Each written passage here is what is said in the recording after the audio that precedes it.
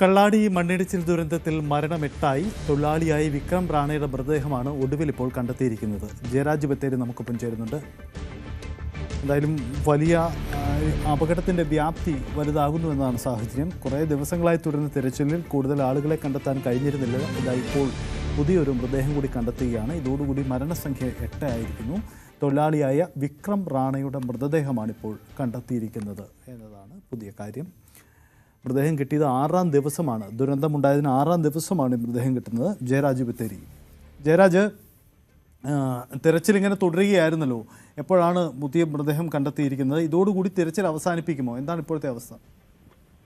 സജിത്ത്, 6ാം ദിവസത്തെ തെരച്ചിലാണെന്ന് രാവിലെ ആരംഭിച്ചത്. ഇന്ന് കാലാവസ്ഥ അനുകൂലമായതിനാൽ തന്നെ എല്ലാ സന്നാഹങ്ങളും ഉപയോഗിച്ചായിരുന്നു തെരച്ചിൽ.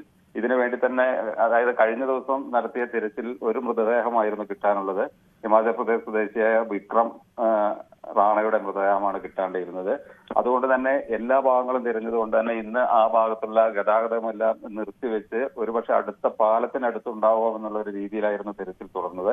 എന്നാൽ ഫയർഫോഴ്സ് കുറച്ച് ദൂരെ മാറിയും തിരച്ചിൽ നടത്തിയിരുന്നു. ഇപ്പൊ കുറച്ച് ദൂരെ മാറിയാണ് ഇപ്പൊ ഈ മൃതദേഹം ലഭിച്ചിട്ടുള്ളത്.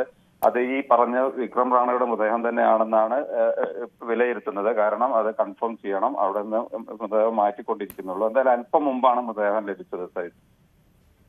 യെസ്, 8ാമത്തെ മരണം കൂടി ഇതോടെ സ്ഥിരീകരിക്കപ്പെടുകയാണ്. 8 പേരുടെ മൃതദേഹവും അവിടുന്ന് കണ്ടുകിട്ടി. വിക്രം റാണയുടെ മൃതദേഹമാണ് ഇപ്പോൾ കണ്ടുകിട്ടിയിരിക്കുന്നത്. 6ാം ദിവസമാണ് തിരച്ചിലിനൊടുവിൽ 6ാം ദിവസമാണ് ഇപ്പോൾ മൃതദേഹം കണ്ടുകിട്ടിയത്. കൂടുതൽ വാർത്തകൾക്ക് news 18 Keralam YouTube channel subscribe ചെയ്യുക.